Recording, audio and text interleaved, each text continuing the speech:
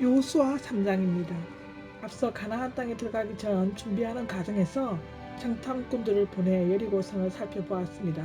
이스라엘 백성은 드디어 40년 광야 생활을 마감하고 마지막 관문인 요단강을 건너게 됩니다. 요단강을 건널 준비를 하는 것인데요. 여기에서는 여리고를 살펴보고 온 두 정탐꾼의 신앙적인 보고에 힘을 얻은 백성들이 요단강을 건너 가나안으로 들어가기 위해 본격적으로 준비하는 장면이 소개되어지고 있습니다. 시딤을 떠나 요단 강가에 진을 친다 1절에 나오는데요. 여호수아는 행동하는 지도자였으므로 정탐꾼들의 보고를 받은 즉시 가나안을 공격할 준비를 하였습니다. 이스라엘 백성은 시딤 즉 아벨시딤을 출발하여 아벨시딤은 민수기 33장 49절에 나옵니다. 12kg 되는 요단강에서 와서 하나님의 인도하심을 받기 위해 그곳에 머물렀습니다. 원래 요단강은 양 강둑 사이의 거리가 20에서 30m인데 수심이 3에서 4.5m로 강둑은 4에서 5m 정도가 된다고 기록되어져 있습니다.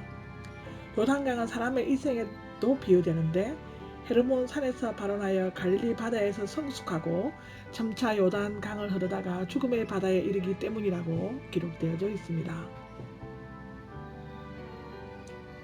백성들이 행진하는 방법을 지시하고 있는데요.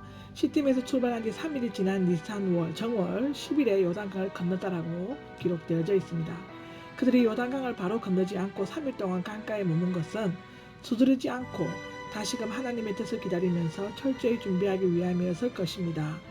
두 가지 지시사항이 내려져 있습니다. 이 두 가지 지시사항은 언약궤를 뒤따라가라, 그리고 언약궤와 2000규빗 거리를 두고 따라가라라는 건데요. 여기서 조금 더 디테일하게 설명을 하면 구름 기둥은 더 이상 그들을 인도하지 않게 되었고 그 대신 언약궤를 따라가야만 했습니다. 원래 언약궤는 레위인 가운데서 고핫 자손이 매도록 되어 있었는데 이 기록 또한 민수기 4장에 나와 있습니다. 특별한 경우에는 제사장이 맬 수 있었습니다. 이스라엘 백성들이 가야 하는 길은 낯선 길이었으므로 그들은 오직 언약궤를 맨 제사장만 바라보며 뒤를 쫓아야 했다고 합니다. 이것은 하나님의 약속하신 땅에 들어가려면 오직 하나님만 바라보아야 할 것을 교훈해주고 있습니다. 두 번째, 언약궤와 2000규빗 거리를 두고 따라가라라고 4절에 나와 있는데 언약궤와의 거리를 2000규빗, 즉 912m는 두어야 하는 이유는 언약궤의 신성함과 하나님의 임재의 거룩함을 기억함과 동시에 많은 사람들이 언약궤를 쉽게 바라볼 수 있도록 하기 위함이었다고 열왕기하 6장에 나와 있습니다. 가나안 땅으로 가는 길은 낯선 길이었으므로 하나님의 인도하심이 없으면 도저히 갈 수 없는 전혀 새로운 땅이었다고 기록되어져 있습니다. 자신을 성결케 하라고 지시함이라고 5절에 나와 있는데요. 이것은 언약궤와 연관이 있는데 언약궤는 하나님의 임재를 뜻하는 것으로 하나님의 임재를 위해서는 백성들의 성결이 반드시 요구되었다고 출애굽기 19장 10절에서 13절에 나와 있습니다. 하나님은 거룩하신 분이시므로 백성들은 더러운 것을 제거하고 깨끗해야만 한다고 출애굽기 19장, 열왕기상 16장에 나와 있습니다. 백성들의 성결이 없으면 하나님의 임재가 있을 수 없고 또 하나님의 임재가 없으면 요단강을 건너가는 기적적인 사건도 있을 수 없다고 기록되어져 있죠. 성결은 누구의 도움으로 하는 것이 아니라 스스로 해야 한다고 합니다. 성결하신 하나님은 오직 성결한 자만을 인도하신다라고 기록되어져 있습니다. 제사장들이 언약궤를 메고 먼저 건너가라고 지시한다고 6절에 나와 있는데 강물이 크게 출렁이는 깊은 요단 강물에 먼저 발을 내딛는다는 것은 큰 믿음과 용기가 있어야만 가능한 일이었겠죠. 그러나 그들은 하나님의 임재와 동행을 상징하는 언약궤를 메었으므로 오직 믿음으로 담대히 발을 디딜 수 있었다고 기록되어져 있습니다. 요단강을 건너가는 것에 대한 지시사항은 7절에서 13절에 나와 있습니다. 요단강을 건너기 위해 이스라엘 백성들이 준비하는 장면인데요. 이어 요단강을 건너가는 것에 대한 하나님의 지시사항이 언급되어지고 있습니다. 첫 번째로는 하나님의 지시사항과 백성에게 전달되는 것인데요. 크게 두 부분으로 나눌 수 있습니다. 내가 너를 크게 높이기 시작할 것이다. 말하자면 강을 건너는 이적적인 사건을 통해 지도자로서의 여호수아의 권위를 크게 높여주신다는 것이었습니다.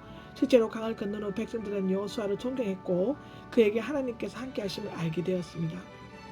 백성에게 전달은 9절에서 13절까지 기록되어져 있는데 여호수아는 내일이면 여호와께서 놀라운 일을 행하실 것이라고 말했습니다. 그 다음 날이 되자 하나님께서는 여호수아를 통해 제사장들에게 요단강을 건너가서 있으라고 지시하셨습니다. 그렇게 하면 흘러내려오던 물이 끊어져 한 곳에 사여 뚝이 생길 것이라고 말해주었습니다. 13절에 나오죠. 정말 대단한 것입니다.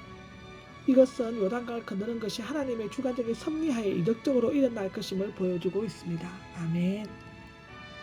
요단강을 건너감은 14절에서 17절까지 기록되어져 있습니다. 하나님께서 약속하셨던 대로 제사장들이 언약궤를 메고 요단강을 들어섰을 때 요단강이 갈라지고 이스라엘 백성들은 건너갈 수 있었습니다. 요단강은 레바논과 헤브론 산에서 눈이 녹는 4월에 강물이 불어나고 이때 늦은 비로 불리는 봄비가 내리게 되면 물살이 세지고 범람하게 된다고 기록되어져 있습니다. 이때는 곡식이 거두는 추수기간에 이어서 뚝 언덕까지 물이 가득 차 있었다고 기록되어져 있습니다. 이때는 니산월 10월에서 10일이라고 합니다. 이와 같이 물살이 거세고 깊고 넓은 요단강을 200여만 명의 인원과 가축짐들과 함께 건너간다는 것은 도저히 생각조차 할 수 없는 일이었습니다. 그러나 언약궤를 맨 제사장들은 하나님의 명령에 순종하여 앞장서서 믿음으로 담대히 요단강으로 들어섰습니다. 그들이 발을 요단강에 닿자마자 거세게 흐르던 요단 강물은 그 흐름을 멈추었다고 기록되어져 있습니다. 이스라엘 백성들은 이 언약궤의 인도를 받으며 마른 땅을 밟고 무사히 강을 건너갔으며 제사장들은 백성들이 모두 강을 건널 때까지 요단강 한가운데 언약궤를 메고 서 있었습니다.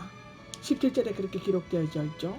이스라엘 백성들이 요단강을 다 건널 수 있었던 것은 홍해 사건처럼 배후에서 강하게 역사하신 하나님의 초자연적이고 강권적인 능력이 있었기 때문입니다. 이것은 앞으로도 가나안 정복 전쟁에서 계속 이스라엘을 크게 신 능력으로 함께 하시고 기적적으로 돌봐주실 것을 보여주는 확실한 징표라고 할 수 있습니다. 여기에 나온 언약궤는 하나님의 임재를 상징하는 것으로 임마누엘 예수 그리스도를 예표한다고 볼 수 있는데요. 죄와 죽음과 온갖 고통의 물결이 출렁거리는 세상의 강물을 건너 가나안 천국으로 들어가려면 오직 예수 그리스도만을 바라보면서 뒤따라가야만 한다. 그리스도의 인도함을 받은 자는 물이나 불 가운데도 지나거나 사망의 엄청난 골짜기로 다닐지라도 두려워하거나 겁낼 필요가 없다고 기록되어져 있습니다. 왜냐하면 여호와께서 함께 하시고 지름길로 인도해 주시기 때문입니다. 아멘. 이것은 시편 23장, 사사기 42장에도 기록되어져 있습니다. 아멘.